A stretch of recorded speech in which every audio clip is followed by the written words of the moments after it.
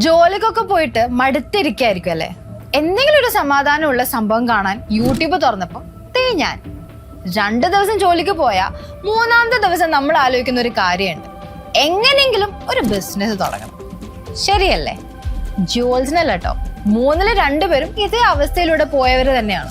എന്നിട്ട് സക്സസ്ഫുൾ ആയിട്ടുള്ള ബിസിനസ്സുകാരെ നോക്കി നമ്മളൊക്കെ എന്നാണ് ഇങ്ങനെ ആവാന്ന് ആലോചിച്ചിരിക്കുകയാണെങ്കിൽ സമാധാനത്തിന് വേണ്ടിയിട്ട് ഒരു കാര്യം പറഞ്ഞുതരാം. നിങ്ങൾ അവരെ പോലെ എത്താനാകുന്ന പകുതി സമയം മതി അവർക്ക് നിങ്ങളെ പോലെ ആവാനും. ഇന്ന് സക്സസ് ആയ പല കമ്പനീസും നമ്മളെക്കാളും മോശം അവസ്ഥയിൽ കൂടെ കടന്നു പോയിട്ടുള്ളവരായിരിക്കും. ഇന്ന് ലോകത്തിലെ one of the best brand ആപ്പിളിന്റെ ഒരു very sad but motivating story ഉണ്ട്. ഒന്ന് കേട്ടാലോ? ഇന്നത്തെ ലെജൻഡായ ആപ്പിൾ കമ്പനി ബാങ്ക്രപ്റ്റ് വരെ ആവാൻ സാധ്യതയുണ്ടായിരുന്ന ഒരു കാലഘട്ടം ഉണ്ടായിരുന്നു. അടിവേരോടെ തകർന്നടിഞ്ഞ് ഇനി മാർക്കറ്റിൽ തങ്ങൾക്ക് സ്ഥാനമില്ല എന്ന് സ്വയം മുദ്ര കുത്തിയ ഒരു കാലഘട്ടം.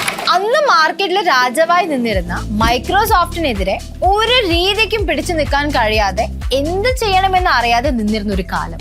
അങ്ങനെ ഒരു കാലഘട്ടം ഇന്നിതാ ഈ ഫോണ് കയ്യിൽ പിടിച്ചിരിക്കുന്ന ആർക്കെങ്കിലും ആലോചിക്കാൻ പോലും പറ്റുമോ? പക്ഷേ അതിൽ നിന്നും 1998 നമ്മളുടെ ലെജൻഡ് സ്റ്റീവ് ജോബ്സ് അദ്ദേഹത്തിന് ഒരു ബ്രില്യൻ മാർക്കറ്റിംഗ് സ്ട്രാറ്റജി ഉപയോഗിച്ച് എങ്ങനെ ഇന്ന് കാണുന്ന നമ്മളുടെ ആപ്പിളിലോട്ടേക്ക് എത്തിച്ചു എന്നുള്ളതിനെ കുറിച്ചാണ് ഇന്ന് ഞാൻ നിങ്ങൾക്ക് പറഞ്ഞുതരാൻ വേണ്ടി പോകുന്നത്. അതിനു മുമ്പ് ഒരു ചോദ്യം, ആപ്പിൾ പ്രൊഡക്റ്റ് യൂസ് ചെയ്യുന്ന ആരെങ്കിലും ഈ വീഡിയോ കണ്ടുകൊണ്ടിരിക്കുന്നുണ്ടെങ്കിൽ നിങ്ങൾ എന്തിനാ ആപ്പിൾ യൂസ് ചെയ്തത്? മറ്റുള്ളവരിൽ നിന്ന് വ്യത്യസ്തമാവാൻ വേണ്ടിയിട്ടാണോ? ഒന്ന് കോമെന്റ് ചെയ്തേ. തിങ്ക് ഡിഫറെന്റ് ക്യാമ്പയിൻ പേര് പറയുന്നത് പോലെ തന്നെ കസ്റ്റമേഴ്സിനെ മാറ്റി ചിന്തിപ്പിച്ച ഒരു അപാര മാർക്കറ്റിംഗ് രീതി. നശിച്ചു പോകുമെന്ന് ആപ്പിൾ പോലും വിശ്വസിച്ചു കൊണ്ടിരുന്ന സമയത്ത് ഈ ക്യാമ്പയിൻ സാധാരണക്കാർക്ക് ആപ്പിളിലുള്ള വിശ്വാസം തിരികെ കൊണ്ടുവന്നു. ഇന്ന് ആപ്പിൾ ഒരു $1 ട്രില്യൺ കമ്പനിയായി മാറിയിട്ടുണ്ടെങ്കിൽ അത് ഈ തിങ്ക് ഡിഫറെന്റ് ക്യാമ്പയിൻ പോലുള്ള അപാര ക്യാമ്പയിൻസും ഉണ്ട്. ആൽബർട്ട് ഐൻസ്റ്റൈൻ മുതൽ മാർട്ടിൻ ലൂതർ കിങ്, മഹാത്മാഗാന്ധി വരെയുള്ള ലോക പ്രശസ്ത വ്യക്തികളുടെ വിവിധ ഭാവങ്ങളിലുള്ള ചിത്രങ്ങൾ ഉൾക്കൊള്ളിച്ചിട്ടാണ് ഈ പരസ്യം ഇറക്കിയത്. ലോകത്തെ മാറ്റിമറിക്കാൻ കഴിയുമെന്ന് ഉറച്ചു വിശ്വസിക്കുന്നവർക്ക് മാത്രമേ അതിന് കഴിയുള്ളൂ എന്ന പരസ്യവാചകമാണ് ഇതിനൊപ്പം നൽകിയത്. തിങ്ക് ഡിഫറെന്റ് എന്ന ക്യാമ്പയിൻ മുമ്പ് ചെയ്തതിൽ നിന്നും തികച്ചും വ്യത്യസ്തമായിരുന്നു. അത് ആപ്പിളിന്റെ ഉൽപ്പന്നങ്ങളെ കുറിച്ചിട്ടല്ല, മറിച്ച് കമ്പനിയുടെ മൂല്യങ്ങളെ കുറിച്ചും അത് എന്തിനെ പ്രതിനിധീകരിക്കുന്നു എന്നതിനെ കുറിച്ചിട്ടുമാണ് പറഞ്ഞിരിക്കുന്നത്. പരസ്യങ്ങളിൽ ആപ്പിൾ ഉൽപ്പന്നങ്ങൾ ഒന്നും അവർ ഉൾപ്പെടുത്തിയിട്ടില്ല, പക്ഷെ അവസാനം ആപ്പിളിന്റെ ലോഗോ ഉൾപ്പെടുത്തിയിട്ടുണ്ട്. ഇത് കമ്പനിയും ക്യാമ്പയിനും പ്രേക്ഷകരും തമ്മിലുള്ള ബന്ധം ശക്തിപ്പെടുത്താനായിട്ട് സഹായിച്ചു. ആപ്പിൾ നിലവിലുള്ള തകർന്നടിഞ്ഞ അവസ്ഥയെ വെല്ലുവിളിക്കാനും നവീകരിക്കാനും ഭയപ്പെടാത്ത ഒരു കമ്പനിയാണെന്ന് ക്യാമ്പയിൻ തെളിയിച്ചു.